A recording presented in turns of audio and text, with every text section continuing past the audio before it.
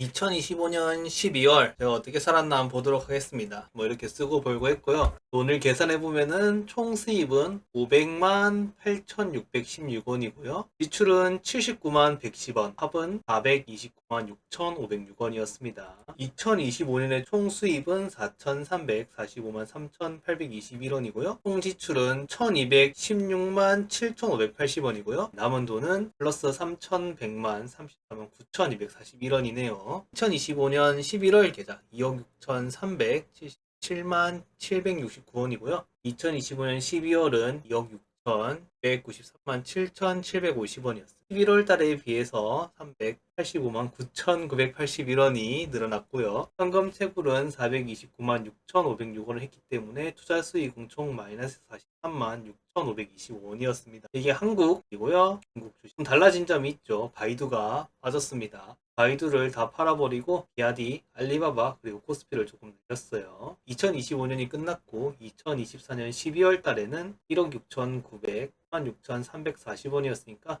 1년 동안 벌어들인 금액은 총 9,710만 하고 1,110원이고요. 현금 채굴은 3,100만 1,241원이었기 때문에 투자 수익은 6,650만 2,169원이었습니다. 투자 수익이 현금 채굴을 한 2배 이상 앞서는 좀 기념비적인 년이 됐네요. 이렇게 좀 많이 올랐던 이유 중 하나가 코스피가 많이 올라서 투자 수익이 꽤 많이 나왔고요. 개인적으로 5,000원 갈 것 같기 때문에 이번에 2026년에도 계속 모아갈 생각이긴 합니다. 2025년 투자는 코스피 지수 위주로 계속 매수했고요. 바이두는 전량 매도하고 바이두 판돈으로 비아디, 알리바바, 코스피 지분을 샀습니다.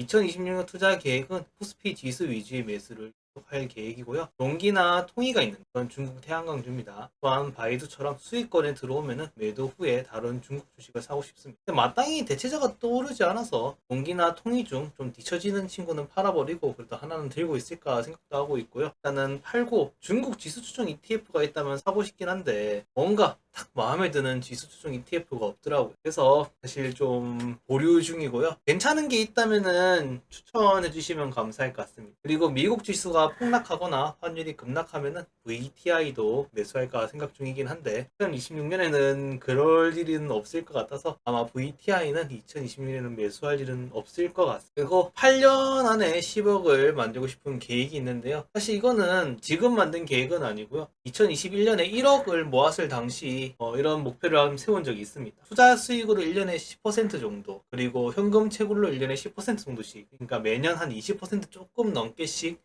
벌어보자가 목표였고요. 그래서 지금은 2025년 목표 2억 2220만 2225는 초과 달성했죠. 2026년 목표는 2억 7천만이기 때문에 여기서도 변함은 없습니다. 그러면 뭐 400만 원만 더 모을 거냐 이런 말이 있을 수 있겠지만 떨어질 수 있는 것도 생각하기 때문에, 이미 2025년에는 좀 운이 좋게도 돈이 많이 벌렸기 때문에 이번엔 좀 일을 좀 줄이고 공부를 좀 더 할 생각입니다. 미래를 위한 좀 더 발판을 준비한다는 느낌으로 요즘 일한다고 공부를 좀 등한시했는데 책도 좀 많이 읽고 뭐 자격증이나 공부 위주로 2026년을 좀 보낼 생각이고요. 2026년 6월 중순에 토익 시험을 같이 치러갈 사람을 좀 모집하고 있어요. 여튼 목표는 2033년까지 10억 1천만 원, 8년 내로 10억을 모으는 게 목표입니다. 그리고 이번 달 살면서 들었던 이야기도 정리해 볼 건데요. 1,500원 환율이 위험하다고 생각하나요? 회사 처음 들어가는데 회사 생활이나 사회 꿀팁에 대한 제 생각을 한번 말해보겠습니다. 첫 번째, 1,500원 환율이 위험하다고 생각하나요? 표현을 좀 순화해서 그렇지 지읒됐냐고 물어봤던 질문이었습니다. 제 생각에 답부터 말씀드리면 저는 지읒됐다고 생각하지는 않습니다.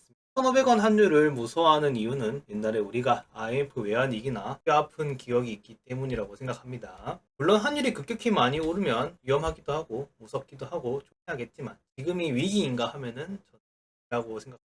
환율이 올라서 옛날 IMF 때처럼 외환위기가 발생할 것인가 하면은 아니라고 생각합니다. 외환위기가 발생하는 이유가 이머징 국가에서 발전하기 위해서는 1990년대 우리나라 같은 거죠. 먼저 설비가 없기 때문에 다른 나라에서 설비를 사오거나 빌려와야 합니다. 하지만 다른 나라에서는 우리나라 돈을 받고 물건을 주려 하지 않겠죠. 나는 우리나라의 돈을 신뢰도가 없으니까 받고 싶지 않을 거잖아. 그래서 세계에서 가장 높은 신뢰도를 가진 달러를 빌려와서 설비를 사야 합니다. 그렇게 빌려온 달러로 설비를 사고 열심히 물건도 만들고 팔아서 빌려온 달러를 계속 갚아 나가야 되죠. 이때 1,000원의 1달러를 빌려와서 만약에 갚을 때도 1,000원의 1달러면 다시 갚는 그런 문제가 발생하지 않겠죠.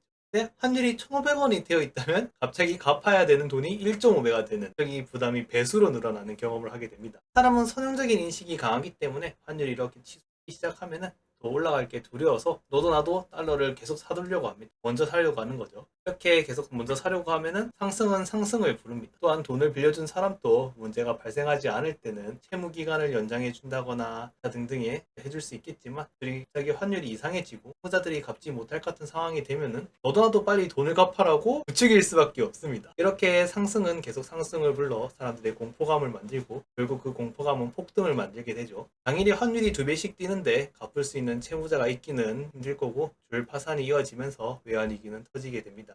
그래서 저는 우리나라가 외환위기가 터질 것 같냐면 아니라고 생각하는 점이, 우리나라는 달러를 갚아야 하는 나라가 아닌 이제는 달러를 받아와야 할 게 더 많은, 위치 자체가 바뀐 나라가 되었기 때문에 예전과는 같은 상황이 아니라고 생각합니다. 세급 또한 그때와는 비교도 안 되게 커졌죠. 외환위기 직전 보유고는 약 250억 달러였는데 2025년 말 달러는 약 4,200억 정도를 보유하고 있습니다. 1살짜리 아이에게 1m 높이의 철봉은 위험할지 모르겠지만 30살 어른에게 1m 높이 철봉은 시시할 뿐이겠죠. 물론 제 말이 틀렸다고 하시는 분들도 많이 계실 겁니다. 저에게 이걸 물어본 사람도 애초에 대한민국이 위험하다고 생각해서 얘기한 거였습니다. 저는 경제는 데이터의 수치뿐만 아니라 사람의 감정에 의해서도 많이 움직인다고 생각하기 때문에, 여러분들이 망했다고 생각한다면 틀리지 않았다고 생각합니다. 망했다고 생각하는 사람들이 계속 달러를 매수해서 환율이 오르고 예전처럼 상승이 또 상승을 부르고 또 공포를 부르면 공포가 더 많은 망했다고 생각하는 사람을 만들면 또 폭등을 만들어내겠죠. 그렇게 환율이 더 높아지면 정말 위기가 될 수도 있다고 생각합니다. 하지만 지금은 아니라고 생각한다는 거죠.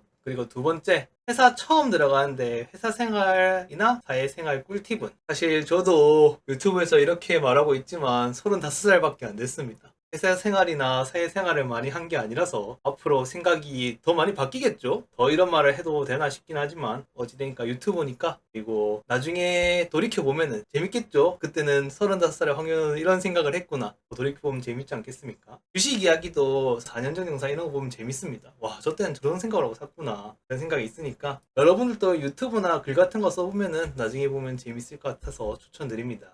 회사 생활이나 사회생활 꿀팁 첫 번째, 그냥 아무 말 하지 않기. 쉽게 말하면 침묵이죠. 말을 하다 보면은 반드시 실수하게 돼요. 정말 반드시. 입은 재앙의 구멍이고 혓바닥은 칼날이라고 생각합니다. 그래서 침묵하면은 중간이라도 길 수 있는데, 개인적인 느낌으로는 회사에서는 그냥 중간 기는 것도 좋은 것 같습니다. 그냥 아무도 모르게 회사 가서 돈만 벌고 아무도 모르게 퇴근하고, 이 다크템플러처럼 좋은 것 같습니다. 그래서 다른 사람이 나와 다른 생각을 가졌다고 해서 충고하지 말고, 조언하지 말고, 회식이나 식사 시간 등등에서 누군가의 험담 얘기가 나와도 동조하지 말고 그냥 아무 말 하지 않는 게 좋은 것 같습니다. 특히나 뒷담을 같이 하면 저 사람은 뒷담하는 사람이니 언젠간 나의 뒷담할지도 모른다는 사람을 인식되는 게 더 안 좋은 것 같습니다. 그리고 개인적인 생각인데, 조용히 있으면은 오히려 올려치기 당하는, 아무 말 안 하고 있으면 주위 사람들이 무슨 생각을 하고 있다고 생각해 주는 것 같아요. 그러니까 말해서 자신을 깎아내리지 마시고 침묵해서 올려치기 당하시길 추천드립니다. 두 번째, 다른 사람들은 다 나보다 똑똑하다. 불교에서 나와 다른 사람을 이해하지 못하면 그곳이 바로 지옥이다. 마윈이 주변 사람이 너 자신보다 총명하다는 것을 영원히 기억하라 라고 말했었죠. 회사나 사회생활을 하다 보면은 자기가 다른 생각을 가졌다고 무언가 일을 잘못했거나 그런 등등의 상황에서 저 사람은 멍청하다, 바쁘다 라고 치부해버리는 상황을 종종 보곤 하는데, 부처님의 말씀을 빌리면 아마 그런 말을 하고 있는 사람들의 상황이야말로 더 괴로울 겁니다. 사람의 생각은 저는 경험에서 많이 만들어진다고 생각하고 70억 의 경험은 다 다르기 때문에 70억 이상의 생각이 만들어질 거라고 저는 생각합니다. 사람은 다 똑똑하기 때문에 자신이 한 경험에서 가장 총명한 결정을 내리게 될 것이고, 그게 저와는 다른 생각일지라도 그 생각은 그 사람이 살아온 인생에서 내놓은 가장 현명한 답일 거라고 생각합니다.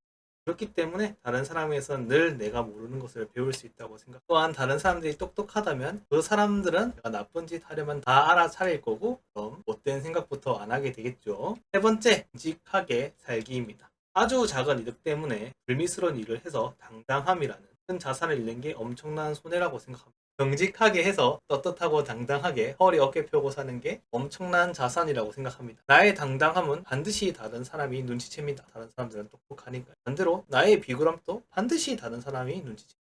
네 번째, 모든 사람에게 사랑받을 필요는 없다고 생각합니다. 가끔 만인에게 미움을 안 받으려고 만인에게 사랑을 받으려고 무리하게 노력하시는 분들도 계신데 모든 사람의 입맛에 맞출 수 없다고 생각합니다. 어차피 나쁘게 살면은 나쁜 사람들은 당신을 좋아할 거고 한 사람들은 당신 신경도 안 쓰겠죠. 정직하게 살면 나쁜 사람들이 오히려 당신을 싫어할 겁니다. 한 사람들이 당신을 좋아하겠죠. 아마도 누군가 당신을 싫어하는 사람이 있다면 잘 살고 있다는 증거일 수도 있다고 생각합니다. 당연히 일부러 미워할 짓을 하면 안 되겠지만 누군가 날 미워한다고 해서 ጥቀ을 필요는 없다고 생각합니다. 다섯 번째, 사과 먹기 다짐하기보단 주위에 사과를 배치하기. 매일 아침 사과를 먹겠어 라고 다짐하는 것보다 그냥 자기 손길 닿는 여기 저기에 사과를 두는 것이 훨씬 효과적이라고 합니다. 정직하게 살겠어 라고 다짐하는 것보다 주위에 정직하게 살아가는 사람이 있도록 노력하고 이미 정직하게 사는 사람이 내 주위에 있다면 행운이라고 생각합니다. 야식을 안 먹겠다 생각하면서 눈앞에 치킨이 있다면 참으로 지키기 어렵겠죠. 또한 금연하겠다 이러면서 모니터 앞에 담배가 있다면 그 또한 엄청나게 지키기 어려울 것입니다. 일단 주위 환경부터 내가 그 행동을 할 수 있도록 만드는 게 더 중요하다고 생각해요. 여섯 번째, 회사에 싫어하는 사람 만들지 않기. 싫어하는 사람을 만들지 않는 게 좋다고 생각해. 어차피 먹고 살려면 계속 출근해야 하는데 회사에 싫어하는 사람이 있으면 어차피 계속 봐야 돼서 무척이나 괴로울 거잖아요. 이건 학교나 학원도 다 마찬가지라고 생각합니다. 신기하게 영원히 적일 것 같은 사람이 악원이 되기도 하고 영원히 적이 될 것 같지 않은 사람도 적이 되기도 했습니다. 그래서 적당하게 지내도 좋은 것 같습니다. 일곱 번째, 남녀가 있는 공간은 늘 동물의 왕국이었습니다. 어릴 때부터 크고 작은 모임들이 있어 왔는데 그룹이 폭발해버린 대부분의 사유는 남녀 문제였습니다. 사실 전 여자는 잘 모르겠어서 그 말을 써야 할지 모르겠는데 어릴 때는 그냥 어려서 싸워서 그랬구나 했는데 회사에서 나이도 30대 중반인데 똑같은 거 보면은 그냥 사람 사는 거 다 똑같은 것 같습니다. 그래서 남자는 빨리빨리 어릴 때 10, 20대 때 그냥 문란하게 살아서 예방접종하는 게 더 좋은 것 같아요. 나이 먹고 한 30대 이후 돼가지고 젊은 여자한테 돈, 시간 쏟아붓지 않기 위해 여자는 잘 모르겠습니다. 이거는 여러분 많은 누나한테 가서 물어보시는 게 좋을 것 같고요. 여덟 번째, 돈은 다 받아낼 수가 없다라고 생각합니다. 빌려준 돈이나 퇴직금이나 일하고 받아야 되는 돈에서 사람들은 어떻게든 안 주려고 했어요. 돈을 빌려줬을 때 돈도 안 갚고 연락도 끊긴 적도 종종 있었죠. 이때 제가 유튜브에 다신 돈 빌려주지 않겠습니다 라고 영상 올린 적도 있어요. 엄마 수술비라고 10만원 빌려간 친구가 안 갚고 장적했을 때 그 영상 올렸습니다. 신기하게 근데 카트 같이 한다고 10만원 빌려간 친구인데 얘는 귀신같이 갚았어요. 그 생각이 좀 나네요. 분명 빌려갈 때는 애걸복걸 싹싹 하면서 빌려갔는데 갚을 때는 내가 얼마 빌렸지? 막 이러고 있고 받을 때는 빌려준 걸 내가 다 기억해야 돼요. 갚는다고 한 날째 안 갚으면은 말하기도 민망하게 또 내가 가서 말해야 돼. 야, 너 돈 갚기로 했잖아. 왜 안 줘? 갚는 돈 깎아달라기도 하고 한 판 깎아서 받아주면은 이제 아무렇지 않게 또 빌려달라고 해. 뭐 무이자로 빌려주고 돈도 깎아서 받으면 이거 뭐 자원봉사단체야? 말도 안 하고 뭐 공고나 식사 등등 제가 카드 긁는 경우가 있잖아요. 이게 선계산했는데 계산 후에 돈 없으니 달아달라고 한 것도 참 머리 아픕니다. 이렇게 돈 없다면서 달아달라고 했으면서 뭐 이제 이성이랑 놀러 갈 때 이성한테 막 선물도 사주고 분명히 돈 없다고 했는데 뭐 이상한 쇼핑이어가지고 뭐 물건이 늘어나 있고 뭐 별의별 신기한 상황이 다 있어요. 분명히 돈 없다고 했는데 해신급도 예전에 받는 데만 6개월 이상 걸렸었는데 그 사이에 막 오밤중에 사장님이 불러서 나가서 커피도 한잔하고 돈 받아야 되는 사람들 제가 전해서 돈 달라고 계좌번호도 막 불러주고 시간도 쓰고 정신력도 쏟아고 그때 참 좀 그런데도 적힌 숫자만큼 다 받아낸 것도 아니었습니다. 회사도 그렇고 어떻게든 돈 적게 주려고 하고 제가 아는 부업에서도 어떻게든 떼먹으려고 합니다. 돈 안 주려고 하고요. 제가 엑셀로 다 적어두는데 보면 막 한두 건씩 막 누락하려고 해. 10만원 더 넣어드렸네 이런 건 없어. 무조건 깜빡했네요. 다음 달에 넣어드릴게요. 지금 넣어드릴게요. 이래. 이번 달 블로그에도 40만원 받고 광고 쓰기로 했는데 실컷 다 해놓고 2026보다 법 바뀐다고 이제 못 준다고 하고 10월달 그냥 2달 전이죠. 10만원권 또 지금 2달 넘게 계속 확인해보겠다는 말만 듣고 아직도 돈 안 들어왔어요. 남의 지갑에서 돈 끄집어내기가 가장 힘들다는데 맞는 것 같습니다. 그냥 받아야 될 돈은 다 받지 못한다고 생각하고 사는 게 조금씩 손해보면서 산다고 생각하는 게 더 편한 것 같습니다. 그래서 결론을 정리해보면은 결제 그리고 적당히 사는 삶이 꿀팁입니다. 여기까지 하도록 하겠습니다. 감사합니다.